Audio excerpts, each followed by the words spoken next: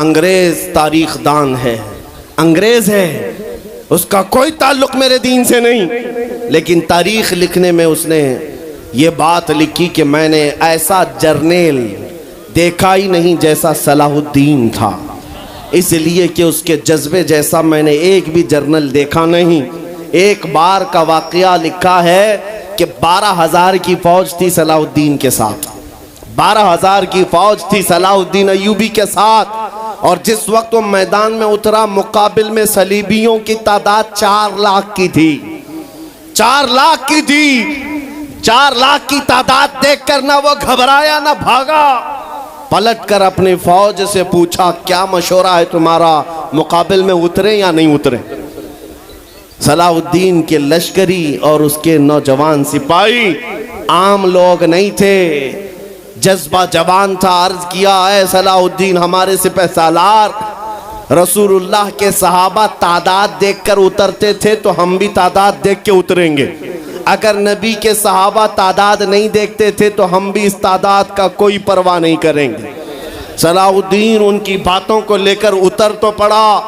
तारीख लिखने वाला अंग्रेज आदमी है, कहता है मुकाबला कर लेना और बात होती है, लेकिन 4 लाख को तितर बितर करके रख देना तारीख की अलग बात होती है। सलाहुद्दीन के इस कारनामे के बाद वो अंग्रेज तारीखदान कहता है हमारे इलाकों में हाल ये हो गया था, हमारे यहाँ की माएँ अपने बच्चों को थपकियां देकर सुलाती थी और ये कहती थी कि बेटा सो जा नहीं तो सलाहुद्दीन आ जाए। सुभान अल्लाह, सुभान अल्लाह। ये मैं इसलिए बातें अर्ज कर रहा हूं कि सलाहुद्दीन अय्यूबी की ताकत वो उनकी अपनी बॉडी की ताकत नहीं थी, वो ना ही किसी जगह से वर्जिश करके हासिल की हुई ताकत थी। सलाहुद्दीन की ताकत इश्क़ मुस्तफ़ा की वजह से थी, वो मोहब्बत रसूल का पैकर था। हमने तारीख में उन जवानों को देखा है जिन्होंने तारीख उलट करके रख दिया है, जिन्होंने जमीन में एक अलग परचम लहरा कर रख दिया है। आपको पता है इसी हिंदुस्तान की सरजमीन पर सबसे पहला 10,000 का लश्कर लेकर आने वाला एक जवान, अरब से सबसे पहले आने वाला मोहम्मद बिन कासिम सिर्फ 19 साल की उम्र में आया था। 19 साल की उम्र में आया था। किस लिए आया था? माल लूटने नहीं आया था, यहाँ जगह कब्जा करने नहीं आया था। जैसे आज तारीख तोड़ मरोड़ करके बताई जा रही है, जितने बादशाह आए सब आक्रमण किए, सारे लोग यहाँ लूटपाट करने आए थे, ये तारीख तोड़ मरोड़ कर बयान की जाती है। मेरे अजीजों इस पर फिर कभी गुफ्तगू करेंगे, लेकिन मोहम्मद बिन कासिम क्यों आया था? इलाहाबाद के एक पंडित है, उन्होंने खुद लिखा है, मैं अपनी बात नहीं पंडित जी की बात कह रहा हूँ। उस वक्त हालात ऐसे हो गए थे कि चंद औरतें, मुसलमान औरतें जो श्रीलंका की सरजमीन से हज के लिए जा रही थी, उस वक्त राजा दाबिर सिंह उसके कुछ गुंडों ने इन औरतों को पकड़ लिया, उनकी इज्जत लूटी, उनका माल लूटा, उनको कैदी बनाया। उन औरतों ने उस वक्त पुकार कर कहा था कि कोई है जो हमारी इज्जत बचाएगा। कोई तिजारत करने वाला बाहर से आया हुआ ताजिर बात सुन करके अरब गया। अरब में जाकर गवर्नर जो था उसके सामने वाकया बयान कर रहा था। 19 साल का जवान मोहम्मद बिन कासिम वहाँ से गुजर रहा था। उसने इतना वाकया सुना कि हिंद की सरजमीन पर कुछ हमारी बहनों की इज्जत लूटी जा रही है। वहीं खड़े होकर उसने कहा लब्बैक या उख्ती, ऐ मेरी बहन मैं तेरी इज्जत की हिफाजत के लिए आ रहा हूँ। वहाँ से पुकारा अपने चचा जो गवर्नर था उस वक्त, उससे 10,000 का लश्कर लेकर के सबसे पहले यहाँ आने वाला मोहम्मद बिन कासिम किस लिए आया था? माल लूटने के लिए नहीं, औरतों की इज्जत बचाने के लिए आया था। हिंदुस्तान की सरजमीन पर कदम रखा और उसके बाद सामने मुकाबिल में फौरन जंग के लिए नहीं आया। कहा कि जिन औरतों को कैदी बनाया वो छोड़ दो, जो हज के लिए जा रही थी उन्हें आजाद कर दो, और दूसरी बात जिन्होंने गुंडागर्दी की है उन्हें पकड़ो और जेल में डालो। राजा को घमंड था, उसने इनकार किया तो मोहम्मद बिन कासिम ने कहा चलो आओ मोहम्मद अरबी के शेरों से मुकाबला हो जाए। 3 दिन का मुकाबला हुआ था, न राजा बचा न बाजा बचा, सारे हजारे इधर से उधर हो गए और मोहम्मद बिन कासिम का परचम लहराया मेरे अजीजों, औरतों की इज्जत का मुहाफिज 19 साल का जवान था, जिसने आते ही औरतों की इज्जत भी बचाई और मेरे दीन का परचम भी लहराया। मैं आज पूछता हूं, हमारी उम्रें कितनी हो गई? कई जवान 25 साल 30 साल क्रॉस कर चुके। आज बहुत सारी औरतों की इज्जतें जब लूटी जाती हैं, तुम तो मोबाइल में देख देख करके शेयर कर देते हो, वीडियो इधर से उधर फैला देते हो और उसके बाद समझते हो हम बहुत बड़ा काम कर रहे हैं। हर कोई यही कहता है सबको शेयर करो, सबको शेयर करो। काय के लिए शेयर करो? मेरे अजीजों, ये कौन सी जंग लड़ रहे हो? व्हाट्सएप मोबाइल की जंग लड़ रहे हो? तुम्हारे अंदर अगर गैरत बाकी है तो मेरे अजीजों, किसी की इज्जत लुटते हुए देखकर तुम तमाशा नहीं कर सकते। ईमान बेदार करो, ईमान बेदार करो। ये आज हालात क्यों आए? इमाम गजाली की एक बात मैं सुनाता हूँ। बहुत सालों पहले उस इमाम ने कहा था, 1000 साल पहले तकरीबन, उस इमाम ने कहा था, जब इस उम्मत के सामने उनके रसूल की तौहीन हो रही हो और उम्मत खामोश बैठी रहे तो चंद दिन इंतजार करें, इनकी माँ और बहनों को बाजार में लाकर नीलाम किया जाएगा, इनकी माँ और बहनों की इज्जत लूटी जाएगी और ये कुछ ना कर सकेंगे, इनके बच्चों को मारा जाएगा और ये कुछ ना कर सकेंगे। मैं आज महसूस कर रहा हूँ हुजूर की गुस्ताखी पर और तौहीन पर खामोश रहने का नतीजा ये है कि अब हमारे घर भी सलामत नहीं रहेंगे।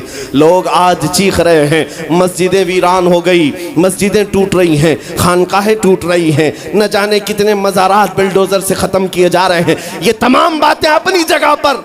मैं आपसे पूछता हूँ, जाने ईमान, रसूलुल्लाह तरह चल तो नहीं सका, लेकिन खुद कैसे चलता था ये भी भूल गया। और मैं उसको थोड़ा बदल करके अपनी कौम के लिए कहता हूँ, शेर चला कुत्ते की चाल और अपनी चाल भूल गया। अल्लाह ने तुम्हें मोहम्मद अरबी का शेर बनाकर पैदा किया। हकीकी बात है ये मेरे अजीजों, हकीकी बात है। एक जिनके यहाँ कीड़े बहुत ज़्यादा होते हैं, वो मेरे साथ छेड़खानी कर रहे थे। 2 दिन कबल की बात है, मैंने किसी जगह तकरीर किया तो मुझे छेड़खानी कर रहे थे। हमारे दीन से कोई ताल्लुक़ नहीं। मैंने किसी छोटे दज्जाल के बारे में कहा तो उन्हें बड़ी लग गई थी। आज की तकरीर फिर वो सुन रहा होगा, साहब मैं कहता हूँ, मुझे उन्होंने मैसेज में कहा है, गोश्त खोर मौलाना, गोश्त खोर मौलाना, गोश्त खाते हैं और स्टेजों पर चिल्लाते हैं। मैंने जवाब में कहा, अल्लाह का बड़ा शुक्र है गोबर खोर तो नहीं है, अल्लाह का बड़ा शुक्र है हम गोबर को कोहे नूर कहने वाले तो नहीं हैं। अल्लाह ने दूध पीने वाली कौम में पैदा किया है, पेशाब पीने वाली में नहीं। नारे तकबीर, नारे रिसालत, नारे हैदरी। मेरे अजीजों, ये कोई बात लतीफे की नहीं है और न ही छेड़खानी की बात है। मैं उनसे कहता हूँ, हमें छेड़ो मत, हम अपने नबी की बात करते हैं, हम अपने नबी की बात करते हैं। और जहाँ फिर तुम छेड़ोगे तो फिर हम अपने तौर पर जवाब भी देते रहेंगे इंशाअल्लाह। इसलिए कि अपनी अपनी किस्मत की बात है। मुझे गोश्त खोर मौलाना कह रहे हो और ख़ुद की हालत मालूम नहीं है। अल्लाह करीम का शुक्र है कि हमने दुनिया में देखा है गोश्त खाने वाला भी शेर ही हुआ करता है और गोबर खाने वाला सूअर तो नहीं है। अल्लाह का बड़ा करोड़ा एहसान है। मैं उन बातों में नहीं आ रहा, लेकिन एक बात ज़रूर कहना चाहता हूँ, सुनियो, एक बात कि दुनिया 1000 ताने दे, हमें फ़र्क नहीं पड़ना चाहिए, अपने नबी के अखलाक को खुल कर कहना है। मैं आपसे पूछता हूँ, क्या हमारा ये ईमान है या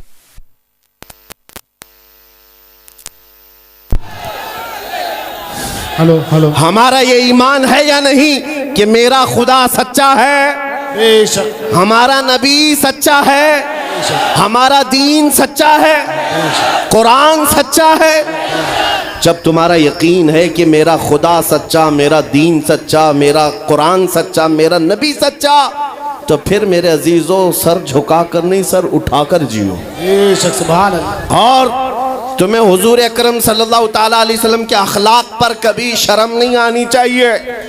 कोई टोपी पर, कोई दाढ़ी पर ताने मारता है तो उसको नजरअंदाज करो, इसलिए कि मरने के बाद इस कीड़े को मुंह नहीं दिखाना है, आमिना के लाल को मुंह दिखाना है। ताना देता है तो देकर मर जाएगा। हमें फर्क नहीं पड़ता, हमारे लिबास से जलते हो तो और जलो, मरो, इसलिए कि जिसकी किस्मत में यहाँ भी जलना वहाँ भी जलना। और अल्हम्दुलिल्लाह सुन्नियों की किस्मत में यहाँ भी खुशियाँ हैं, वहाँ भी खुशियाँ। हम यहाँ पर हुजूर पाक का जिक्र कर रहे हैं और खुशहाल हैं, अल्हम्दुलिल्लाह खुशहाल हैं, इसलिए कि मुझे पता है हमारी हैसियत क्या है। खुशहाल हैं, आप भी हम हैं। ये छोटी मोटी शिकायतें तो सब करते हैं आप, कि बीमारी है, घर में खाना पानी नहीं है, धंधा नहीं चल रहा है, बिजनेस नहीं चल रहा है, सब लॉस में है, जॉब नहीं है, सब शिकायतें तुम्हारी है, हमें पता है। मेरे अजीजों, हम तो बार बार ये रोना रोते हैं, हम बड़ी कमज़ोर कौम हैं, हम बड़ी कमज़ोर कौम हैं, हम बड़ी कमज़ोर कौम हैं। लेकिन मीडिया के दज्जाली कुत्ते बार बार भौंक भौंक कर बताते हैं तुम कुछ हो, तुम कमज़ोर नहीं हो। 24 घंटे हम पर डिबेट होता है कि नहीं होता है? कुल मिलाकर हम पर ही डिबेट। अरे मियाँ, यहाँ तो इलेक्शन भी कैंपेनिंग के लिए हम हैं। हमारे मुद्दे को लेकर के ही सबको लड़ाना है, सबके दरमियान। मैं आपसे ये कहता हूँ, ये बातें यूं ही नहीं, वो बार बार तुम्हें भौंक कर बता रहे हैं तुम कुछ हो, लेकिन तुम कहते हो नहीं मैं कुछ नहीं हूँ, हम कमज़ोर हैं। वो कहते हैं नहीं कमज़ोर नहीं, तुम कुछ हो। एक तरफ तो कहते हैं कुछ नहीं है, सब बिखरे हुए लोग हैं, पंचर पुत्र भी कहते हैं, लेकिन फिर हम उनसे कहते हैं मियाँ पंचर पुत्र है तो 24 घंटे डिबेट हम पर क्यों करते हो? डर किस बात का है?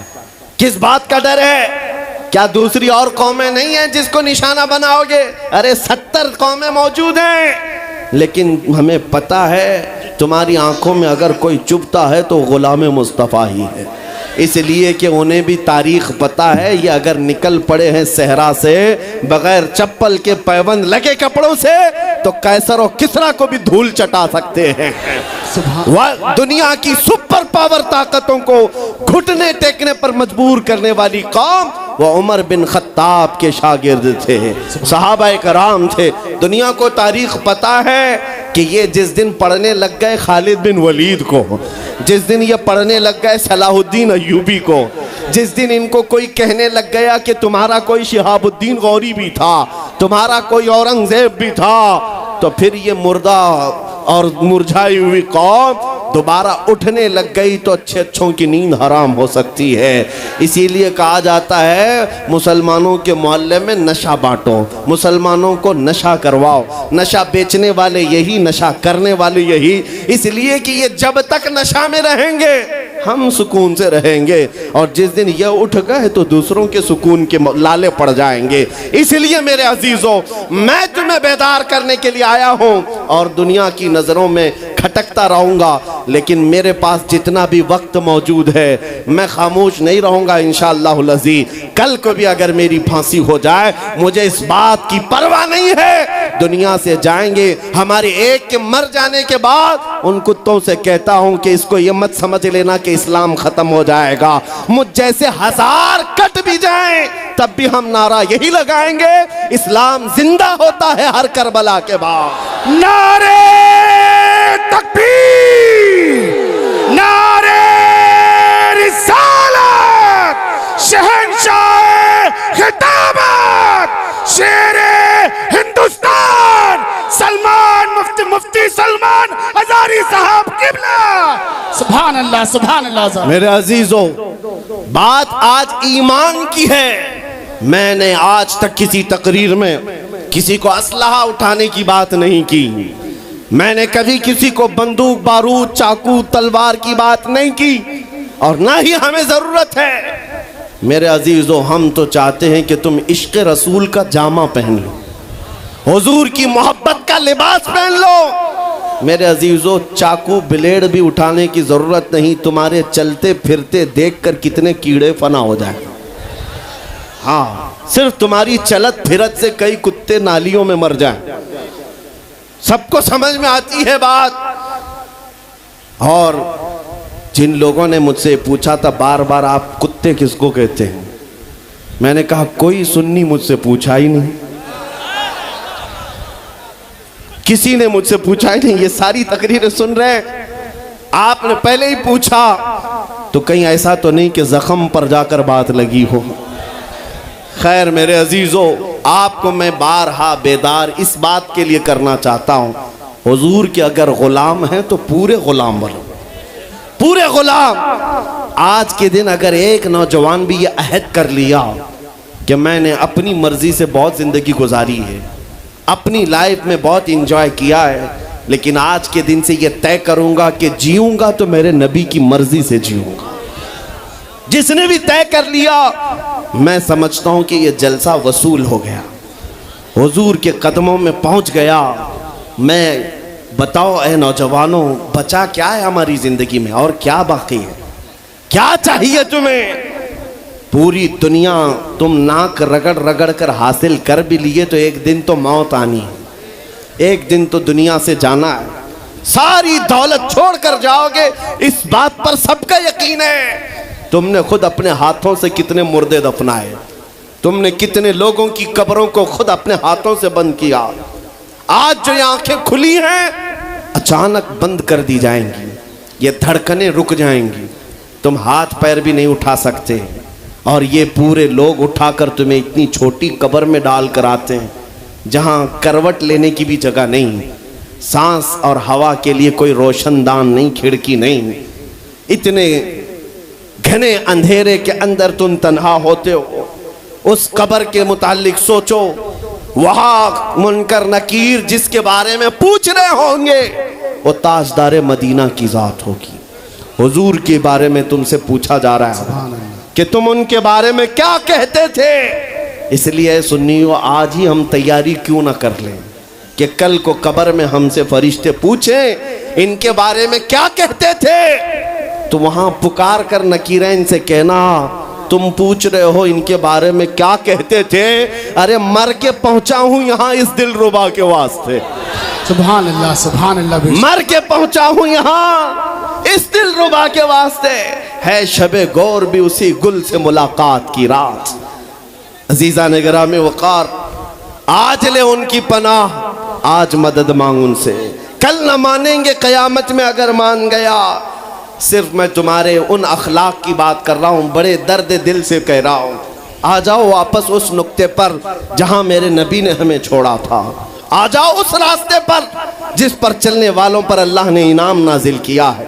आपको पता है वो सहाबा कराम, ताबईन और औलिया कामिलीन का रास्ता था कि जिनके बारे में इकबाल ने कहा, दी अजाने कभी यूरोप के कलीसाओं में तो कभी अफ्रीका के तपते हुए सहराओं में, दश्त तो दश्त है दरिया भी न छोड़े हमने, बहरे जुल्मात में दौड़ा दिए घोड़े हमने, आ गया ऐन लड़ाई में गर वक्त नमाज, किबला रूहों के जमीन बोस हुई कौमे हिजाज। एक ही सब में खड़े हो गए महमूद आयाज, न कोई बंदा रहा न कोई बंदा नवाज। यह हमारी तारीख थी, यह हमारी तारीख थी। मोहम्मद अरबी सल्लल्लाहु ताला अलैहि वसल्लम के गुलामों की तारीख थी। वो जिस जगह जाते थे परचमे इस्लाम लहराते थे, जहां चल पड़े हवाओं का रुख मोड़ दिया, आंधियों को तोड़ दिया, समंदरों में रास्ता बना लिया।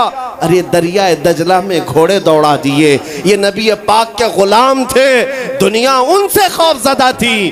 क्या था उनका नारा? उनका नारा ये था, टल न सकते थे जंग में अगर अड़ जाते थे, पांव शेरों के मैदान से उखड़ जाते थे। अरे हक से सरकश हुआ कोई तो बिगड़ जाते थे। तेग क्या चीज है, हम तोप से भी लड़ जाते थे। नारे तकबीर, नारे रिसालत। देखो देखो कौन आया,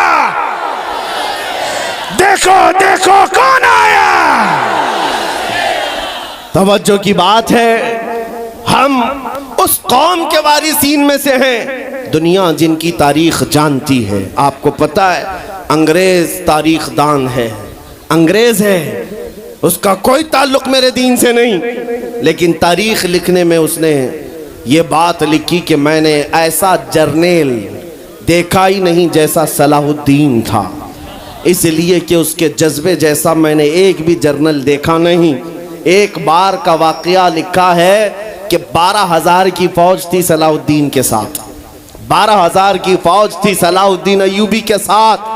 और जिस वक्त वो मैदान में उतरा, मुकाबिल में सलीबियों की तादाद 4 लाख की थी, 4 लाख की थी। 4 लाख की तादाद देखकर ना वो घबराया ना भागा, पलटकर अपनी फौज से पूछा, क्या मशवरा है तुम्हारा, मुकाबिल में उतरे या नहीं उतरे?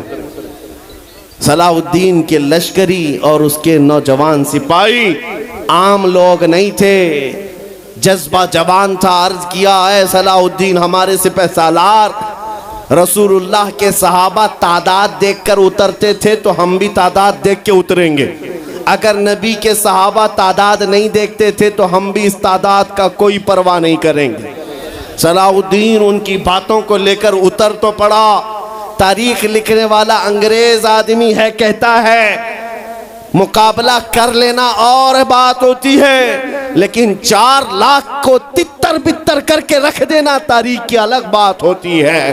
सलाउद्दीन के इस कारनामे के बाद वो अंग्रेज तारीखदान कहता है, हमारे इलाकों में हाल ये हो गया था, हमारे यहाँ की माएँ अपने बच्चों को थपकियां देकर सुलाती थी और ये कहती थी कि बेटा सो जा नहीं तो सलाउद्दीन आ जाए। सुभान अल्लाह, सुभान अल्लाह। ये मैं इसलिए बातें अर्ज कर रहा हूं कि सलाउद्दीन अय्यूबी की ताकत वो उनकी अपनी बॉडी की ताकत नहीं थी, वो ना ही किसी जगह से वर्जिश करके हासिल की हुई ताकत थी। सलाउद्दीन की ताकत इश्क़ मुस्तफ़ा की वजह से थी, वो मोहब्बत रसूल का पैकर था। हमने तारीख में उन जवानों को देखा है जिन्होंने तारीख उलट करके रख दिया है, जिन्होंने जमीन में एक अलग परचम लहरा कर रख दिया है। आपको पता है इसी हिंदुस्तान की सरजमीन पर सबसे पहला 10,000 का लश्कर लेकर आने वाला एक जवान, अरब से सबसे पहले आने वाला मोहम्मद बिन कासिम सिर्फ 19 साल की उम्र में आया था। 19 साल की उम्र में आया था। किस लिए आया था? माल लूटने नहीं आया था, यहाँ जगह कब्जा करने नहीं आया था। जैसे आज तारीख तोड़ मरोड़ करके बताई जा रही है, जितने बादशाह आए सब आक्रमण किए, सारे लोग यहाँ लूटपाट करने आए थे। ये तारीख तोड़ मरोड़ कर बयान की जाती है। मेरे अजीजों, इस पर फिर कभी गुफ्तगू करेंगे। लेकिन मोहम्मद बिन कासिम क्यों आया था? इलाहाबाद के एक पंडित है, उन्होंने खुद लिखा है, मैं अपनी बात नहीं पंडित जी की बात कह रहा हूँ। उस वक्त हालात ऐसे हो गए थे कि चंद औरतें, मुसलमान औरतें जो श्रीलंका की सरजमीन से हज के लिए जा रही थी, उस वक्त राजा दाबिर सिंह उसके कुछ गुंडों ने इन औरतों को पकड़ लिया, उनकी इज्जत लूटी, उनका माल लूटा, उनको कैदी बनाया। उन औरतों ने उस वक्त पुकार कर कहा था कि कोई है जो हमारी इज्जत बचाएगा। कोई तिजारत करने वाला बाहर से आया हुआ ताजिर बात सुन करके अरब गया। अरब में जाकर गवर्नर जो था उसके सामने वाकया बयान कर रहा था। 19 साल का जवान मोहम्मद बिन कासिम वहाँ से गुजर रहा था।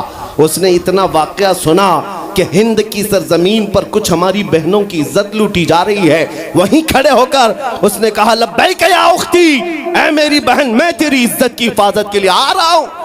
वहाँ से पुकारा अपने चचा जो गवर्नर था उस वक्त, उससे 10,000 का लश्कर लेकर के सबसे पहले यहाँ आने वाला मोहम्मद बिन कासिम किस लिए आया था? माल लूटने के लिए नहीं, औरतों की इज्जत बचाने के लिए आया था। हिंदुस्तान की सरजमीन पर कदम रखा और उसके बाद सामने मुकाबिल में फौरन जंग के लिए नहीं आया।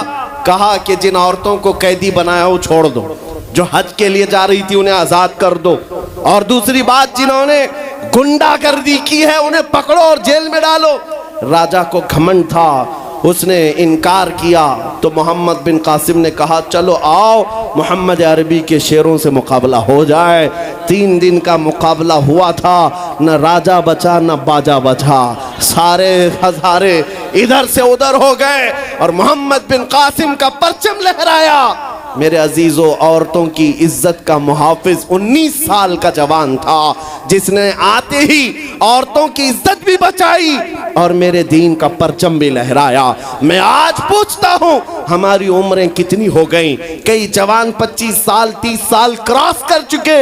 आज बहुत सारी औरतों की इज्जतें जब लूटी जाती हैं, तुम तो मोबाइल में देख देख करके शेयर कर देते हो, वीडियो इधर से उधर फैला देते हो और उसके बाद समझते हो हम बहुत बड़ा काम कर रहे हैं। हर कोई यही कहता है सबको शेयर करो, सबको शेयर करो, काय के लिए शेयर करो? मेरे अजीजों, ये कौन सी जंग लड़ रहे हो? व्हाट्सएप मोबाइल की जंग लड़ रहे हो? तुम्हारे अंदर अगर गैरत बाकी है तो मेरे अजीजों, किसी की इज्जत लुटते हुए देखकर तुम तमाशा नहीं कर सकते। ईमान बेदार करो, ईमान बेदार करो। ये आज हालात क्यों आए? इमाम